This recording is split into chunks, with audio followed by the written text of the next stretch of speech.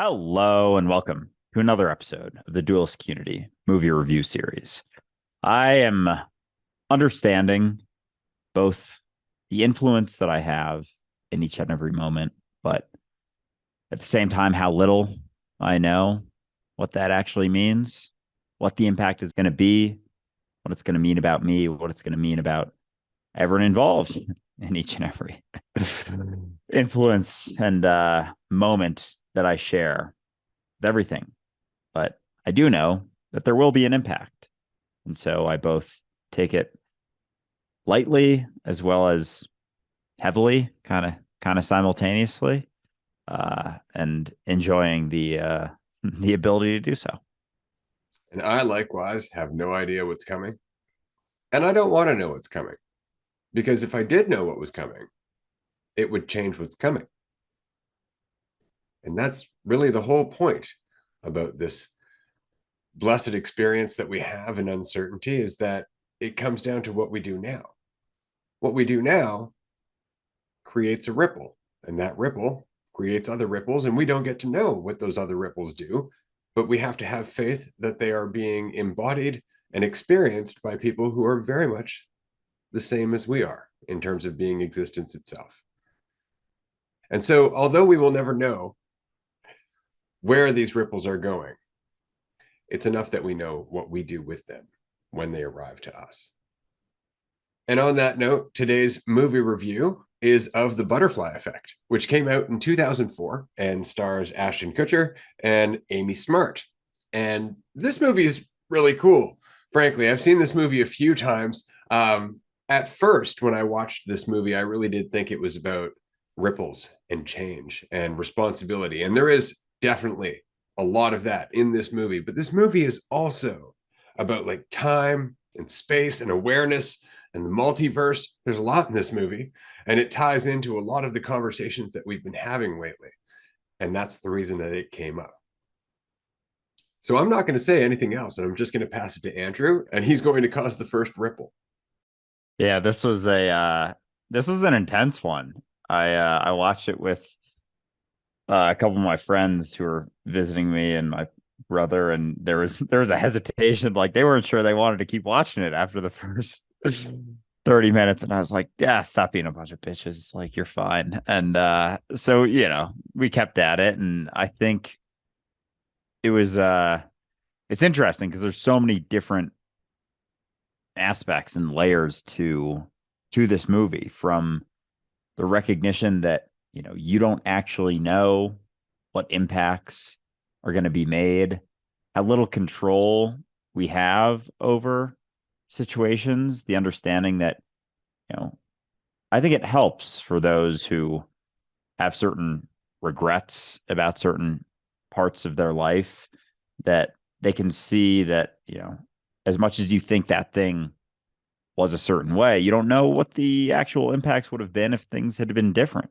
They had gone exactly how you would have wanted them to go. And so it kind of, I don't know, at least for me, for certain things, not that I have any regrets really, but looking back at certain things, understanding that if they had been different, I may not be where I'm at right now. Things could be completely different. Even just the littlest, even just the smallest shift can change everything. And I think that was well portrayed in this, and that was sort of the overarching messages I got, at least. But at the same time, there was so much more to how certain scenes played out, how his memories played out, and like going back into them, whether or not he had an impact, and like kind of there were some scenes where I felt like time collapsed into itself. So yeah, I'm excited to get into those. But again, just getting this out there early on. If you haven't watched it, go watch it. It's going to be spoilers. There's already been spoilers. So yeah, pause it, go watch it, check it out. Definitely worth the watch. And yeah, always recommend doing that before listening to these episodes. That said, I have to ask, Andrew, did you watch the theatrical release or the director's cut? That is that's a good question. Should I go check that right now? Because Okay, well, let me ask you. What was your ending? It was walking past each other in New York. Oh, this is going to be a good episode. I watched the director's cut, and the ending is totally different. Oh, fuck.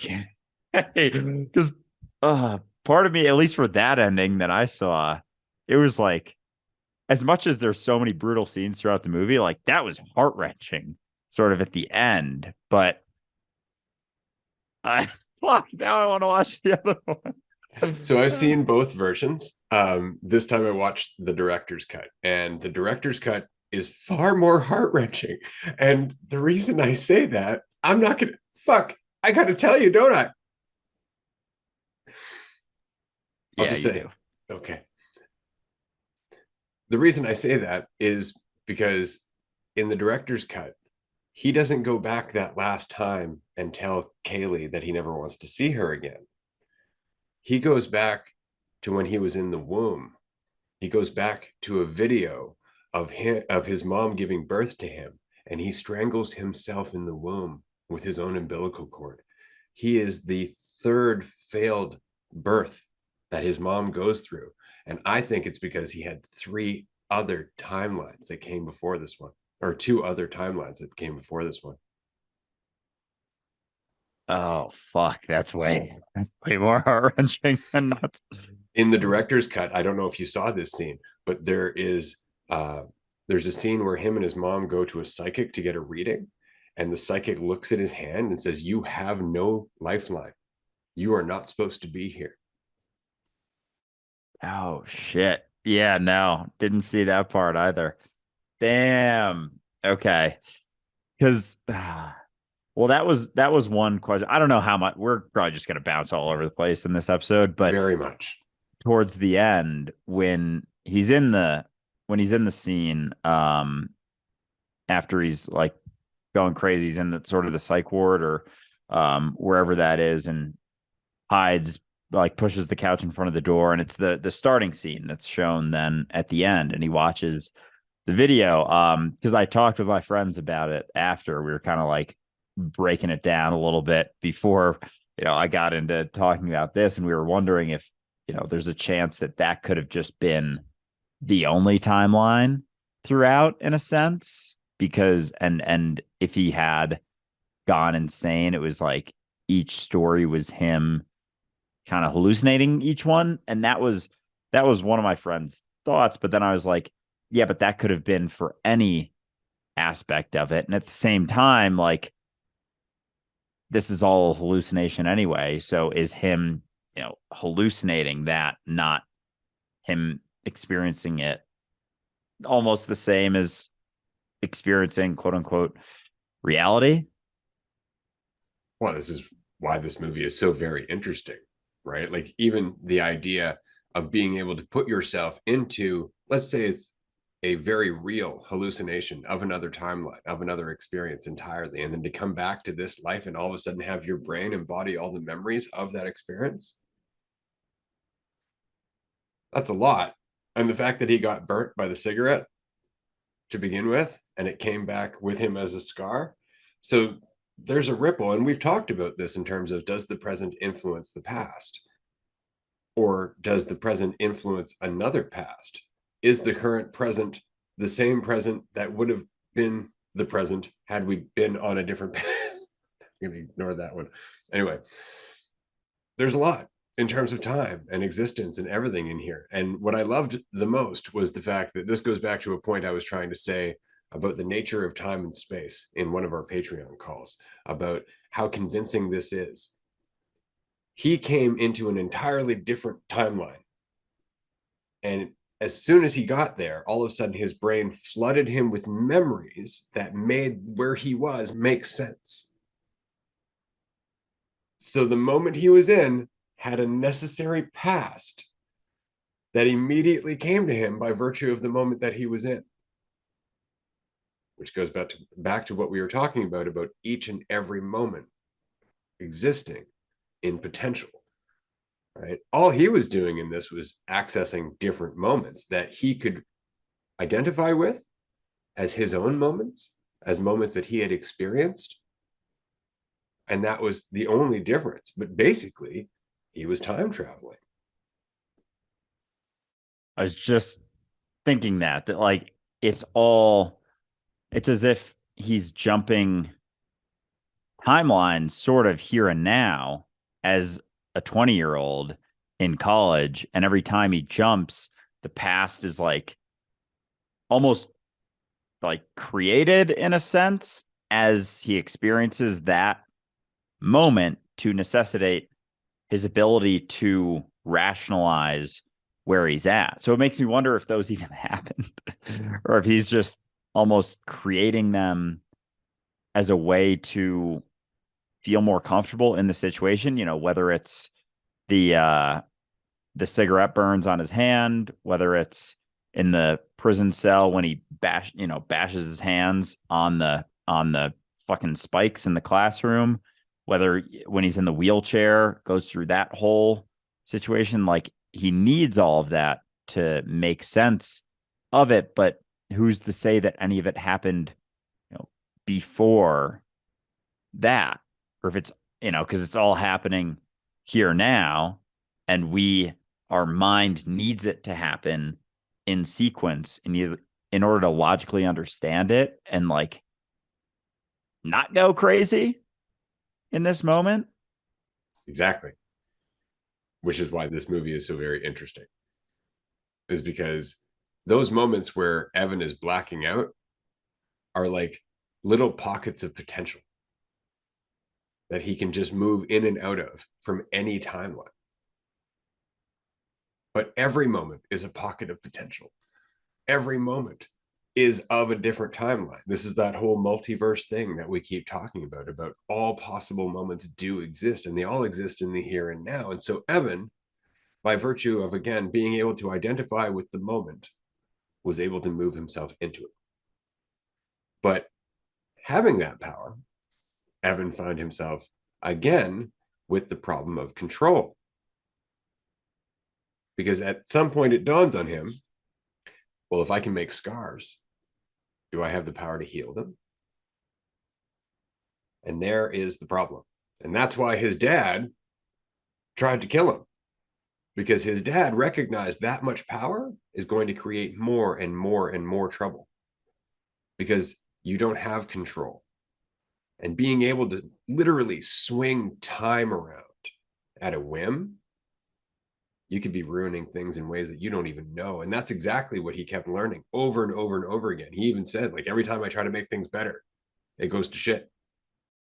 Yeah, and even with that, when his dad freaked out and tried to kill him, like as much as we can say he was making things, worse, it's like we don't really know that either. He's changing things, but who's to say that? And so I don't know. I part of me sees each time in a sort of neutrality, but it's all equally like good and bad because it comes down to perception. So I don't know. Do you think that each time he goes and desires more control or keeps striving for that, it's getting worse, or is it just For those he loves, hmm, absolutely. Each and every time he tries to change the timeline, one of his friends or one of the people that he knows ends up going down a direction that's darker and darker and darker, whether it's Kaylee or Tommy or Lenny, all of them. Each and every time he tries to go back and make things better, each and every time he tries to change his lot in life, it gets worse for everybody, until he starts to figure out sacrifice.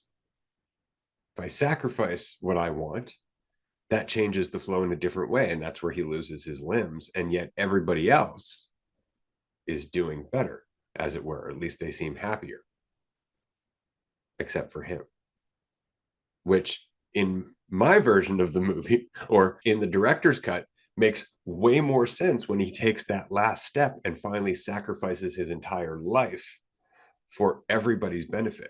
What I didn't appreciate, and I thought it was a little bit ham fisted after that ending, was that they showed everybody else's life being fucking awesome after Evan basically sacrificed his existence.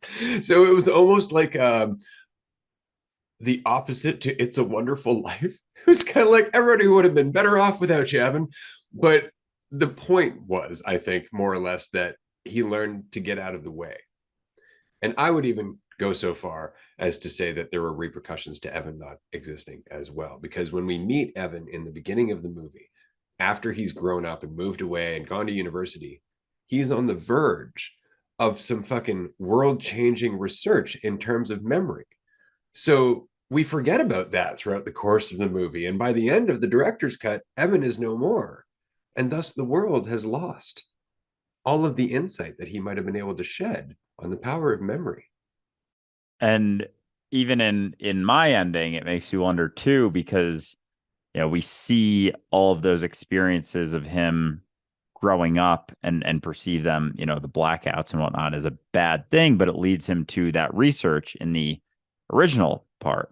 But then in the final version of the side that I watched, it ends with him in New York, like he's not doing his research. He's like a fucking investment banker or consultant or something. He's got his vest on. That's the tell for them. But so it makes me wonder if that shows too that, all of that experience, there was almost like a sacrificial element to begin with in terms of dealing with the blackouts and the situations and all that stuff that led him to desire to do all that research. Whereas without those experiences, and it doesn't go through necessarily his life in the same way after, in my ending, he tells Kaylee, like, I hate you, never talk to me, blah, blah, blah. And basically just like cuts her out of his life from when he was 7 years old. He doesn't have those experiences. And so he just goes on to not be as impactful on the world, most likely.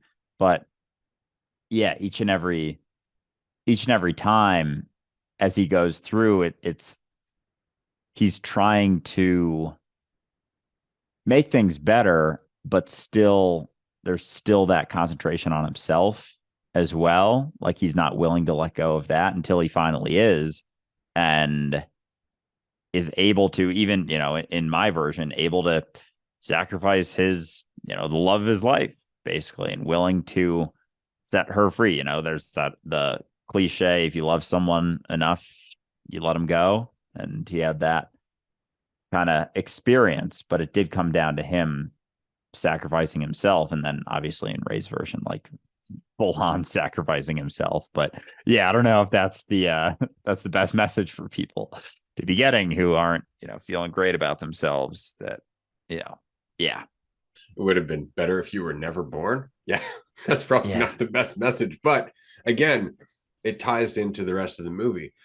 Because in all honesty, the original ending that I saw, the theatrical ending that you watched, kind of didn't make sense. And the reason I say that is only because as Evan is doing this over and over and over again, his brain is taking a beating. That is one thing we see repeatedly through the movie, that there is a cost in terms of what it's doing to his physiology, to his body. And towards the end, it really builds quite intensely to the point where they're like, yeah, it's surprising he's even walking. And yet in the theatrical version, none of that is addressed. Suddenly he's just better and walking around in a suit in New York. Whereas in my version, it's because it was a death sentence. The type of control that he was trying to yield had a cost that was too great. And so that made sense. And I wanted to touch on this very quickly because we talk about the limitlessness of awareness. We talk about the nature of time and space and the fact that there really is only one moment in infinite potential, and that we have a linear experience of that based on what makes sense to us as the awareness of reality itself. We talk about that, and we talk about the fact that things like this movie are pointing towards something that might conceivably actually be possible to an awareness advanced enough with less limitation. But I would say that it's also pointing towards a greater cost in terms of the repercussions, the size of the ripples, not just in the lives of those around you, but in yourself as well. And so I wanted to mention the fact that we kind of do this to a smaller degree right now with far less consequence. in terms of getting lost in imagination, daydreaming, getting fixated on a traumatic memory. All of these things are changing our timeline. All of these things are changing the choices that we make. They're changing how we experience ourselves and the world. I remember I was meditating one day and I was really involved with this experience that I was having of walking down a hallway. And in this experience of walking down a hallway, I came to a set of stairs and I was walking down the stairs and I tripped and I fell. And as I'm falling down the stairs, I can feel the pain as I'm knocking my bones and I'm hurting myself and I'm doing all that. And I felt it vividly, vividly. And I was just meditating. I was just going through visualizations at the time, but I felt it. And I will tell you right now, every time I walk down the stairs to this day, I remember it. I'm more careful. Did I actually have to go to another timeline to experience that and bring it back to me and embody that lesson in this timeline and change Ray's entire course going into the future? No, but I am accessing all of those potential moments just through my awareness, through my imagination. In the case of this movie, Evan was only able to access things that he could identify with. We don't have that limitation. That is a great point. And makes me wonder just, because we've talked before about imagination and the power of that, how it actually impacts it. And people, it's been proven through visualization. You can very much experience a situation, a moment, and even, lifting weights. They say you do it and it's what, 10% of an actual impact of like actually doing it, or practicing piano or something like that. Like going through it in your mind has actual impact. So I don't know. That makes me wonder if we aren't literally accessing another timeline in which we're experiencing that to a degree. But it's almost like our perception of that experience, of that other timeline, and how we don't see it as quote unquote real life limits the impact that it has. Like if we did see it more closely as just as real as this, if it wouldn't have a higher impact, maybe 20, 30, 40% as close to this experience. And if we're not always sort of accessing that potential, and everything we experience inside of our mind, like, is another timeline in a sense, because in infinity, eternity, here and now, like who's to say it isn't other timelines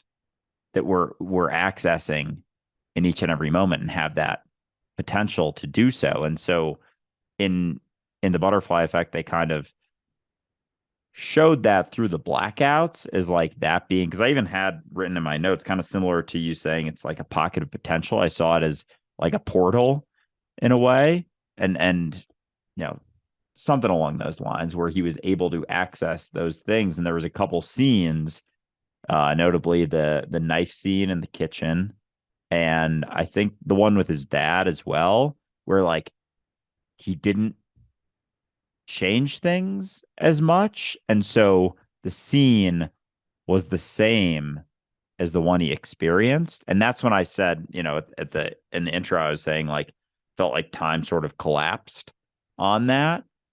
Because that really, especially the knife scene, like really kind of tripped me out. And so I don't know. In relation to, I guess that's kind of a little bit off what I was saying with the multiple timelines that we're always experiencing.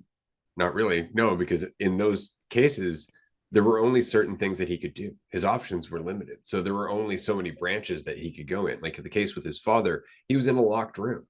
There was nowhere he could go. He had a small body compared to his dad. There was no sense of control there. It's not like all of a sudden he could have busted out a martial art. He was 9 years old or something like that, right? And the same with the case of the knife. He knew at that point anything he did from there on in would somehow negatively impact his mom.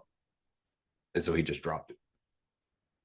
right? So all of a sudden there was no more opportunity for change there. So no more other timelines.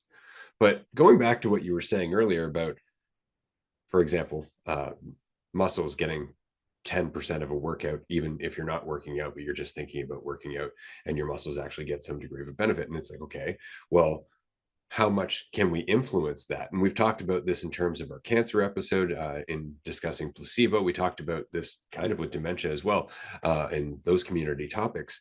But as with everything, how much of reality do you really recognize you are?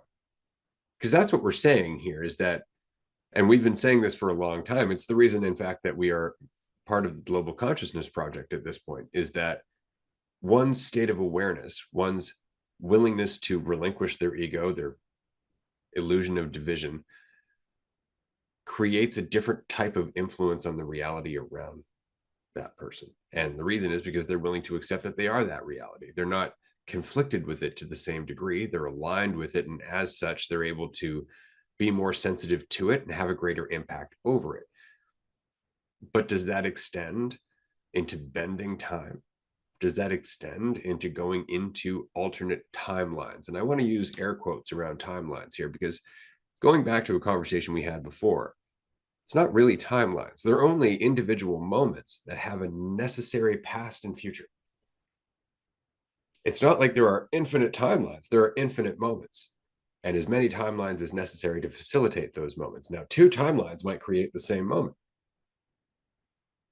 Right? So it's the moments themselves that are infinite. And the experience of linear time is just part of our dualistic experience. I like where this is going. Yeah, because even right now with the individual moments as opposed to the timelines, like the timelines are almost more comfortable in a way, having that idea of a bunch of infinite timelines because there's like a path. Whereas the moments is, as you were saying that, I was like, how small is a moment? It's like you can't, it's immeasurable because and each and every moment right now, like as I'm talking, the beginning of the word and the end of the word are other moments that are happening, and I can still remember, the intro that I did for this episode. But every the further extended I get, the more those memories or my imagination into the future get distorted, and then it makes me wonder as I especially going back to the past because that's fuck, and even saying that now it's like something you already experienced. It's like that doesn't really fit either because the future is now too and is a figment in your imagination but is still here now. So with that, it makes me wonder uh, just how much us ruminating on the past, as you were saying before, impacts the moment here now. And as we like, even, oh, fuck, even, with psychedelic experiences or something like that, as we go back into past experience or, hypnosis, or there's many ways to kind of re-experience something and with a different perspective. Like if we re-experience it in our mind with our current perspective, it's like it allows us to let it go. But could it be that we actually are experiencing that differently and that impacts us now in like a traumatic experience that we're able to see it with a fuller picture, even allows us to come at it with a different perspective, and the neurons that had been created from that experience actually change. So who's to say that we're not kind of changing the past because it's also happening here now and like we have access to that. But to the butterfly effect to that movie, like as we get too caught up in that, there can be lots of external and lots of side ramifications, basically. because we start to think that we know what's best. Again, all of a sudden we're back in the shoulds, despite all of the work that it would take to get to a mentality that could even glimpse reality in the way that we're communicating right now. And I would like to say that is actually rather encouraging to me. It's often what I've said about spiritual conversations about quote unquote superpowers is that I find it rather funny that the mentality that wants those powers couldn't possibly get them because it's too needy and divided, and it has too much in terms of self-identity and limitations and all of that fun stuff. And so the same, I think, would be true for the mentality that we're discussing here. I think that to get to a point where one recognizes you are reality, that it does bend with you, there is no spoon, as it were, would require a great deal of sensitivity. And in that sensitivity comes wisdom and a light touch. And I think that that goes back to the statement that we've referenced before in terms of Futurama. When you do things right, people don't know you've done anything at all. That was Evan's big mistake in this movie, was the big wide swings to try and solve all of the problems. I just need to fix this person's life this way and this person's life this way. But it was never that easy because it always involved other things happening afterwards. And it always will. That's eternity, a constantly shifting moment. All you can think about is the ripple that you're embodying right now and the quality of your attention on that ripple. Because that's going to have the most influence in a sense. It's like the moment that you're at here now is peak influence and like peak ability to, let go and sort of shift things as you, but then as you get further and further from that, like you have less idea of the impacts that it's actually going to make. You have less influence over it, kind of, in a sense.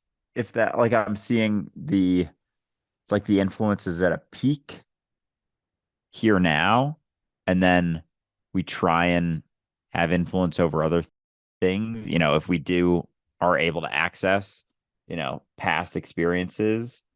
I don't know, like we long for the past in certain ways, or like focus on it, and it hinders our ability to have influence here now. And yet it's that mentality of being willing to let go. And what's the phrase, like let go and let God? It's like let go and be God is a better phrase, I think. But it allows you to actually have influence over the moment you're experiencing, or I don't know, more influence over it. I keep getting caught in like wanting to say control, but like that's not it at all. I think it's just more ability to have influence over the situation that you are here now, as that's where your attention is. Well done. That one's tough. It really is. And it dawned on me as you were trying to express that it's not necessarily that we're trying to have more influence, because that still comes back to us. So we're still not surrendering ourselves having influence, as it were. But just like in our body, a single synapse isn't trying to get control over the entire brain. If it did, it would probably start messing up the functioning of everything else. It's about facilitating intelligence. And that's what we're doing when we're getting out of the way, is that we are becoming better conduits for our collective intelligence to function. It's kind of like we were talking about in our community topics episode about frequency. We were talking about the gamma brain waves versus the alpha brain waves. And we were saying that while gamma brain waves are great for complex tasks, it's in the slower states, in the alpha waves, where your brain actually starts to reorganize itself naturally. And so when we are in the moment, when we surrender, when we are not trying to solve everybody's problems, but actually just allowing ourselves to be part of the problem-solving mechanism that is reality itself, then we're facilitating change as opposed to trying to make change happen. and we're a part of it happening, and we're allowing it to happen more fluidly by just not hindering it. We become a better conductor for the universe. Right. Because here now, without being caught up in the idea of yourself, you're everything.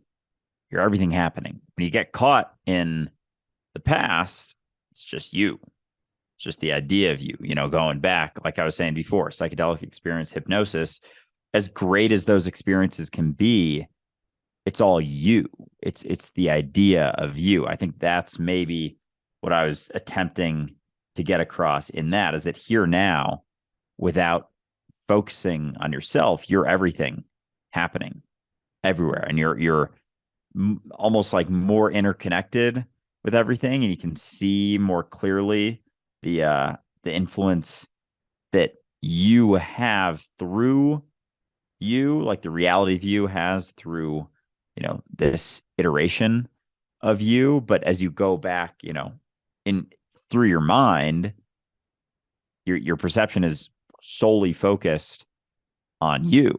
Like, how often do we go back to past memories and we experience it through a lens that isn't us? Like, almost never. It's always through the idea of me's lens. So, and I kind of used this imagery a couple of weeks ago, how like here now there's depth to that. And as you go, extend from that on sort of the surface where you're at on this plane of reality, you're like, oh, I should be here. I wish I was here. Looking back in the past, like I wish this had happened. And it's all you.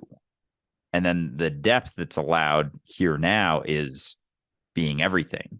It's almost like you're confined to your perception of yourself in the past and the future inside of your mind.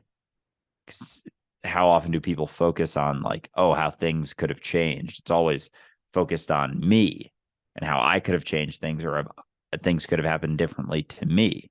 But here now, you're the whole. You're it. You're everything. And it's, I don't know, like harder to tap into that, or inaccessible, caught in your mind. It's tough. This is a deep one. I love the fact that we're doing a movie review and we're talking very little about the movie itself and more about the concept behind the movie. Not even the concept behind the movie. We're just taking it and running with it. So we appreciate everybody who was in this movie for allowing this conversation to happen. Going back to what you were saying, though, this is what gets me. As somebody who has past trauma and memories of that trauma and perceptions of what that meant about me and all that other fun stuff, I have recognized over time that first, my perception of what those memories meant to me changed, and that allowed my life to change. And as I've healed through that process, I've eventually let go of the need to look back at those memories at all. And now my life has changed so dramatically that at one point it wouldn't have made any sense to that person back there. So the question is, am I changing direction in my life? Or am I moving through various different universes where things get easier based on what makes sense to me, based on who I am right now? So it's like you're letting, oh man, it's like you're letting go of past experience, and your perception of that allows for the experience that you have now, and the experience that you have now allows for that, like both and neither, sort of. But it's as you recognize how little it meant about, the character, you're willing to let that go. And that's what oftentimes keeps the character around for people. And as you're able to let go of those perceptions of what anything ever has meant about you, you're able to almost like move into a different universe, or sort of, because I mean we're always sort of doing that in each and every moment. But it's like it's kind of that thing with the I believe it was the Aboriginals or some uh past big clan or tribe said that we got caught in the dream world. So it's almost like as we maintain that perception of ourself, it's like getting caught in a certain universe. And as we drop it more and more, we're able to start sort of flowing between them again, in a sense. Makes you wonder, right? And it makes you wonder who it is we're talking about when we talk about me. Am I talking about Ray? Am I talking about the entirety of the whole thing? Am I willing to accept that? Does it all shift based on my willingness to accept that, based on your willingness to accept that? Am I having this conversation simply because of the change of mind that you are currently experiencing? Does it all shift with you? I love it. When I first heard of the butterfly effect, not the movie, the actual theory blew my mind. Made total sense that a butterfly on one side of the world can flap its wings and cause a hurricane on another side of the world, because things really do ripple like that. They cascade in ways that we cannot anticipate. We cannot anticipate because it is just so vast in terms of the spectrum. And that makes sense if we are an awareness that has infinite potential to go into infinite different directions and infinite different moments.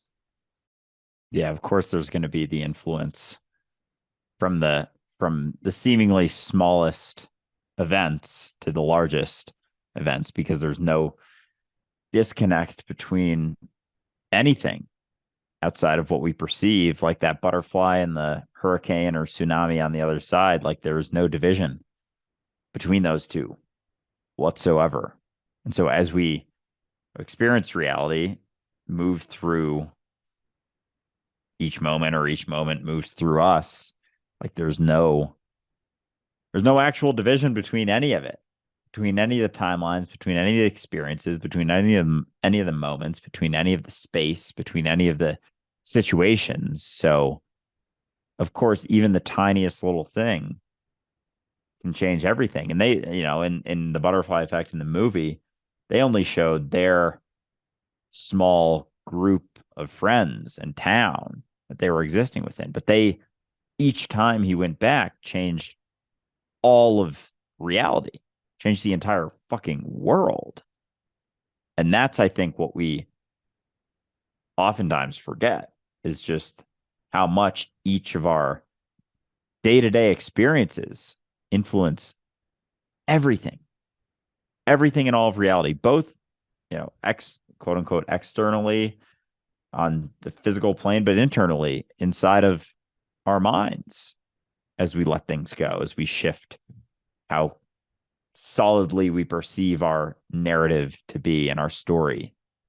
That allows the rest of your mind to possibly let go of that story even more. And it's like this experience that you're having necessitates everything that's happening, and everything that's happening necessitates this experience that you're having. So it oftentimes makes you wonder, just in our situation here with dualistic unity, how much Ray letting go of his narrative and story allowed me and anyone else who's recognized that, oh, they're not what they think they are, how much influence there was there. And of course there was.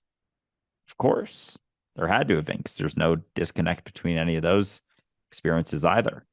And vice versa. I would just like to add that I have often thought to myself, did I wake up so all of you people could have someone to talk to? In which case, totally worth it. Thank you very much. I really appreciate what it is I'm going through right now. And I'm glad to facilitate whatever change is happening. Absolutely. And I think that that is the perfect place to end this movie review. You know, it's a good movie when you're not really talking about the movie, but rather the premise it was founded on. I do want to say to Ashton Kutcher and Amy Smart, fucking brilliant performance. The movie's fantastic. Absolutely. You can tell, even though we didn't really talk about your performances, we did appreciate them. And if you haven't checked out the movie, I realize we've spoiled both versions for you, but definitely go and check it out. It's totally worth it. Yeah, absolutely. I was glad we were able to get through this one. I loved this movie. I'd seen it a while ago, like maybe 10 years ago or so, and yeah, just saw it very differently, like with all of these movies that I'd seen before.